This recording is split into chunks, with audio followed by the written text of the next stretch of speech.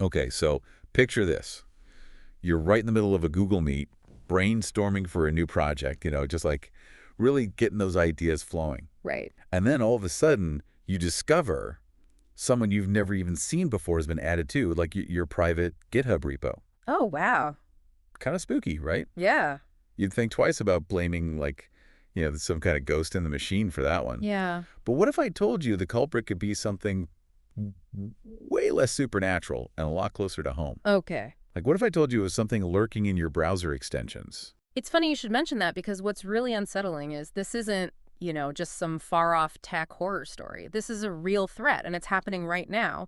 Like at DEFF Con 32, that's like, the cybersecurity Super Bowl, a team from SquareX, they presented this research that honestly sent chills down everyone's spines.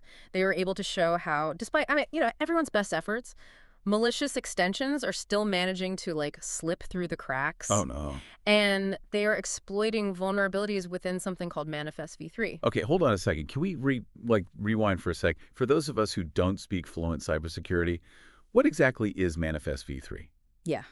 And why should we even care if it has, a few cracks in it? Okay, so Manifest v3, or MV3 as it's commonly called, is basically the rule book, right? It governs how browser extensions work, what they can and cannot do within your browser.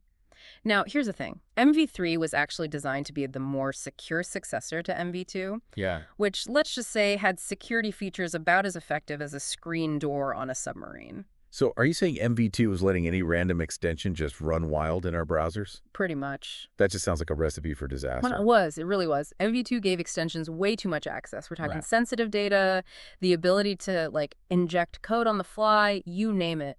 I mean, it was basically like handing over the keys to your digital kingdom to every single extension you installed. And of course, it's no surprise that bad actors had a field day with this thing. Millions of users were impacted. Google was stuck playing whack-a-mole, trying to, constantly remove malicious extensions, but often it was too late. The damage was already done. So then enter MV3, here to save the day. Right. It's like a shiny new set of rules to keep those pesky extensions in check. That was the hope. MV3 promised to lock things down, limit those excessive permissions and, generally just prevent extensions from wreaking havoc. And to be fair, it did make some improvements, but unfortunately, SquareX's research really showed that it's not quite the impenetrable fortress we were hoping for. So you're telling me those sneaky extensions, they're still finding ways to cause trouble, even with these new rules in place? Unfortunately, yes. Cybercriminals are, let's just say, a resourceful bunch, and they've already figured out how to exploit some of MV3's weaknesses. Okay, I'm officially nervous now. What exactly are these malicious extensions? What are they capable of doing even under MV3's, watchful eye? Well, remember that Google Meet scenario we were talking about earlier? Well, that was actually one of the exploits the SquareX researchers demonstrated. Wait, are you saying a malicious browser extension could actually record my Google Meet conversations without me knowing? That's precisely what they showed, and it's not just limited to Google Meet either. We're talking about stealing live video streams from a whole bunch of platforms, including Zoom. Oh, wow. Just imagine, you're discussing confidential business strategies or something, and that information is leaked without a trace. That's terrifying. And to think all it takes is one seemingly harmless extension to put our privacy at risk like that. And what's even scarier, recording video streams, that's just the tip of the iceberg. They also demonstrated how these extensions can access and even add collaborators to private GitHub repositories. Oh, no. Which means potentially compromising valuable code, intellectual property, the works. So not only can they listen in on our video calls, they can get into our code too. Yep, and it gets even worse. The researchers also showed how these extensions could redirect users to fake login pages. Oh, no. Ones that are designed to steal your credentials. So, I could think I'm logging into my bank's website. Yeah. But really, I'm handing over my username and password to, some malicious extension. Precisely. And they do it seamlessly, usually. The average user would never suspect a thing. They might assume they mistyped or something, Yeah. and try again, completely unaware that their credentials have already been compromised. See, and this is what keeps me up at night. I thought I was being careful. Only downloading extensions Yeah. from, reputable developers. Right. What else can we do? That's the thing. These malicious actors, they're crafty. They've gotten good at disguising their extensions to appear completely harmless, trustworthy even. Wow. They might even, like, piggyback on legitimate extensions, you know, injecting malicious code that just flies under the radar. So what can we do to protect ourselves then? I mean, it feels like we're just walking a digital tightrope here. Well, you know, don't worry, it's not all doom and gloom. Okay, good. Remember those solutions SquareX proposed? Yeah, yeah. Let's dive into those. Their research, I mean, it didn't just uncover the problem. You know, they offered a potential way out.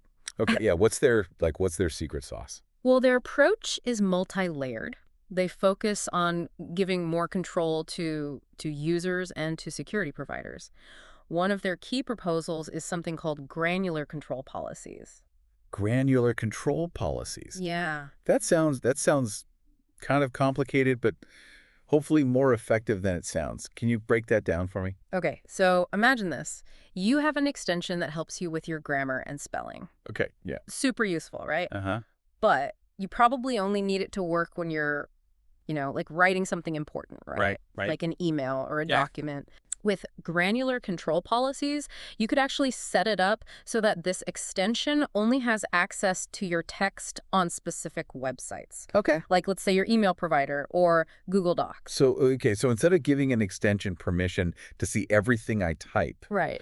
I can restrict it to only the sites where I need it. Exactly. It's like putting up these little digital fences within your browser, I like that. controlling exactly where each extension is allowed to, you know, roam, Okay. do its thing. I like the sound of that a lot. Yeah. What else is on the menu? All right. The next layer is all about real-time network request blocking. Okay. Okay, so think about it this way. Every time an extension wants to send information from your browser, it has to go through a security checkpoint, right? Okay. And this checkpoint analyzes the request, Mm. looking for anything suspicious. So if an extension tries to sneak out with my Google Meet recording Right. or, my banking login or something, Yeah.